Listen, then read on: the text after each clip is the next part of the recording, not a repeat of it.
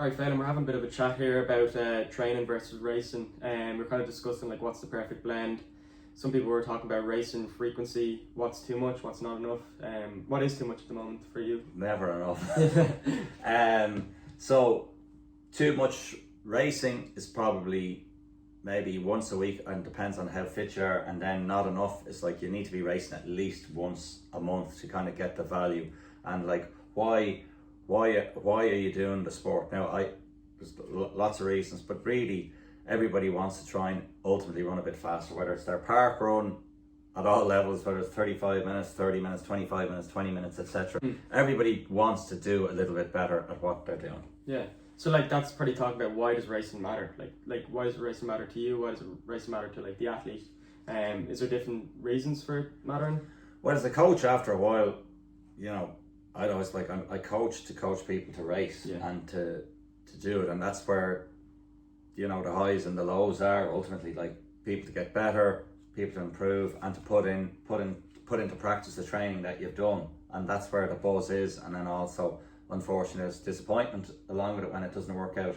But the point of racing is like that's why we do the sport. That's why there is coaches, and you're trying to get people fitter and get people better. And the point of racing is to see where you're at and to learn how to get better at it. You know what I mean? You can hit a ball against a wall for tennis, but ultimately you must play a match and see how you can do, and then the tactical stuff.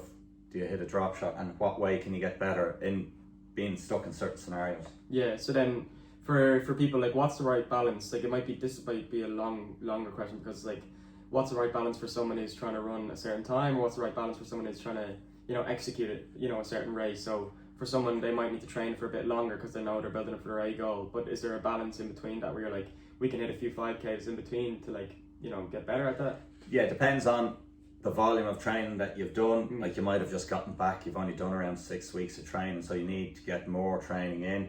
And then you could use one of the races just as a kind of a rust buster to kind of see where you're at, kind of get yourself into that hurt locker of pain and preparation mentally and physically, how to do the race. And that's right. So that's where like maybe training is like where fitness is building, obviously in training, and then racing is where it's tested. Like so for like someone who's trying to run sub 16, you were at Beauharmeen there at the weekend, or during the week. It was with Mark. He's trying to run sub 16.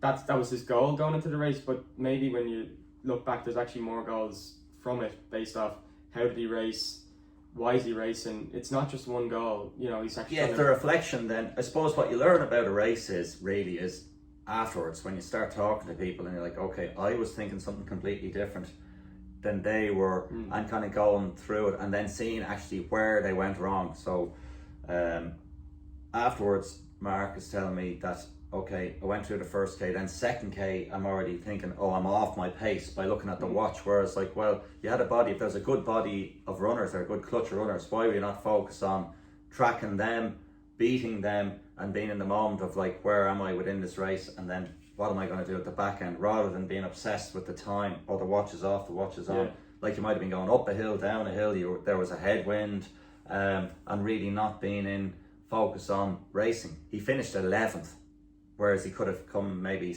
top 6. I think he could have been in the top 6, which would have been a prize, and would have been, obviously, just even without a prize, would have finished higher up. So the purpose and the focus was wrong in terms of like, the byproduct of racing well is a time. Yeah, and that's where I was like, while it might have been short-term success to run sub 16 again, it's like he actually might have learned more by racing a bit differently, because he can take those learnings and apply it to when he's in sub 15, 30 shape. Because if he doesn't learn from those, not just picking at Mark, but anyone, it's like if you don't learn from them at like a certain, sub 17 shape, you might be able to apply them at a sub 16 shape. Racing is racing. Yeah, well, I'd say, well, it just shows you that a time doesn't necessarily mean you ran well. Just, okay, so let's say you ran 15:55, okay, but everyone else in that field was still ahead of him, who I think he could have beaten. Well, then, really, it wasn't that good. Yeah. Okay, I ran 15:55, or even if he didn't beat them, but he still raced the wrong way, as in he wasn't in the zone, he wasn't in the moment, he didn't race the race in pieces, and kind of really like these are the indescribables. How are you in the moment? Just that you're in the flow of your running, you know how to push, how to hold, you're just watching the runners around you, and you're actually in that proverbial zone, as people call it, that you're just in the middle of the race. You're not focused on your time, you're focused on racing these people, and then how can I beat them, or else even just at times when you're hurting, just tag on, keep up with them. Don't worry about the watch, just focus on those bodies around you. There are times where the watch, say you're detached on your own, maybe sometimes the watch can kind of hold you accountable, like, okay, what did I split there on that K? Okay, hold it together, just push another pace just to maintain the rhythm, because you have to have some kind of goal to focus on, or else just pick a target and race. I'm going to get to the next tree, going to take the next corner,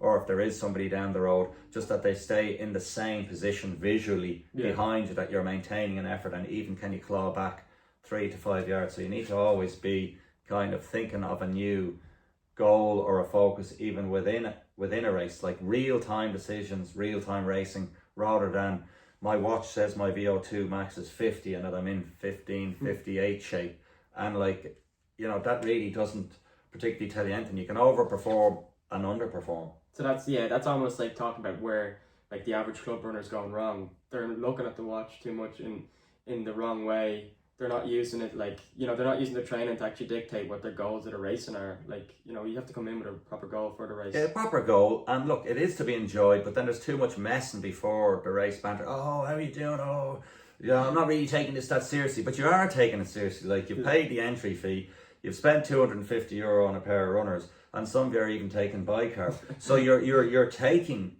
it seriously. Now you're trying to deflect, which is fine, we all do that, but you know, there comes a time to come on time, do your strides, mentally getting yourself in position. You have to be relaxed. As I was joking with the lads before, I used to be over the top, and my mates like, you're like, you know, because I would ignore them at one point during a race. You can be overly chatty, you can be overly, oh, I'm Roy Keane and I'm super focused. Like, it's only the Bohermeen 5K, but you've got to be focused in that when it's time to switch on, you're switch on. So whether it's 30 seconds before the race, you can see people's visuals, faces, who is really there to do the best they can, and who isn't. So that is your focus of like, what is it that you're trying to do? You're doing, you're not going through the motions. And even if it's not like I'm hitting this race for a PB, you have a specific goal, hit that goal, then move on to the next one. It's just like, if you are there to enjoy it, well then actually enjoy it, and then don't be like, oh, I didn't do this, I didn't do that. Well, your point of the race was just to get used to putting the number on, try and finish with strength, rather than being like dying into the finish with your tongue hitting the floor. Like, you know what I mean? So like, that's, you're not trying to drag yourself across the line. So like, set what your target is, and then be happy with it. Don't then be double backing on yourself.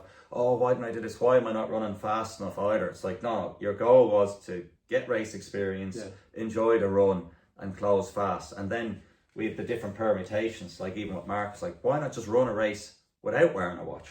Just try it.